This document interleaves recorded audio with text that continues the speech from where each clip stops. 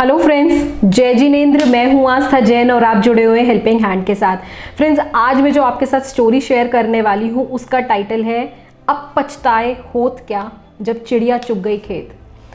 तो एक गांव के अंदर एक महानुभव होते हैं, उनका नाम हरीशचंद्र होता है।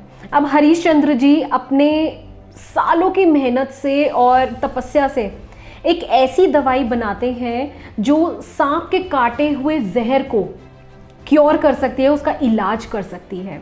अब वो ये सोचते हैं कि मेरे गांव का इससे भला हो और भी लोग इसका फ़ायदा उठा पाएँ, तो क्यों ना इसका एक बिज़नेस स्टार्ट किया जाए। और उनको जो भी कॉस्टिंग उसके ऊपर लगती थी उसके ऊपर वो एक मिनिमम सा प्रॉफिट एड अप करके मार्केट के अंदर उन्होंने अपना ये प्रोडक्ट लॉन्च किया। अब वो प्रोडक्ट लॉन्च तो क्या हुआ, इतनी पब्लिसिटी उन्हें उससे मिली और लोगों ने इतना सराहा उनकी दवाई को कि उनका बिजनेस बहुत फ्लरिश करने लग गया और बढ़ने लग गया। अब ये बिजनेस को देख के एक उनका कॉम्पिटिटर ये सोचता है कि क्यों ना मैं भी इसी की तरह इसी की दवाई को चुरा लूँ और मार्केट के अंदर इससे कम रेट्स में लॉन्च कर दूँ। अब कहीं ना कहीं उसे ये तो मालूम होता है कि इस दवाई से कुछ होने नहीं वाला है और ये दवाई जो है वो झूठी है, बट क्या फ़र्क पड़ता है, किसी को क्या ही तो फ़र्क पड़ेगा, और मैं इसे सस्ते रेट्स में मार्केट के अंदर लॉन्च कर देता हूँ। अब वो ऐसा ही करता है और मार्केट के अंदर हरीशचंद्र जी की दवाई से सस्ते रेट्स पे उस दवाई को लॉन्च कर देता है।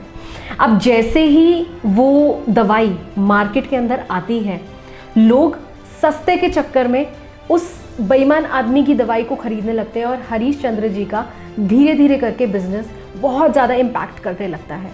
एक दिन ऐसा भी आता है कि उन्हें अपना वो बिजनेस बंद करना पड़ता है। अब उस आदमी की, बेईमान आदमी की तो लॉटरी लग गई होती है, वो तो दिन रात बस नोट ही छाप रहा होता है। अब एक दिन ऐसा भी आता है जब उसके खुद के बेटे को सांप काट लेता है। अब उसको दिल के कोने में कहीं ना कहीं ये तो मालूम होता है कि मेरी इस दवाई से किसी को कोई फ़र्क नहीं पड़ने वाला है और इससे मेरा बेटा ठीक नहीं होगा। अब उसके जहन में सिर्फ एक ही आदमी का चेहरा आता है और वो होते हैं हरीशचंद्र जी।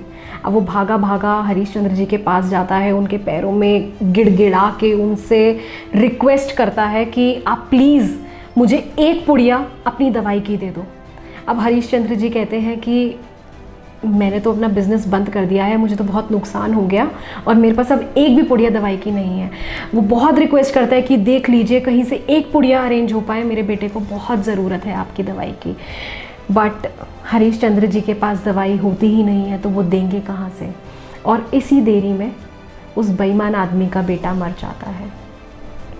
फ्रेंड्स, हमें इस कहानी से ये सीख लेनी है कि समय का चक्र बहुत बलवान है, वो घूम के ज़रूर हमारे पास वापस आएगा। अगर आज हम किसी का बुरा कर रहे हैं तो वो बुराई घूम के ज़रूर हमारे पास वापस आएगी। एंड अगर आप मेरी इस बात से सहमत हैं तो मुझे कमेंट बॉक्स पे कमेंट करके ज़रूर बताएं। Thank you.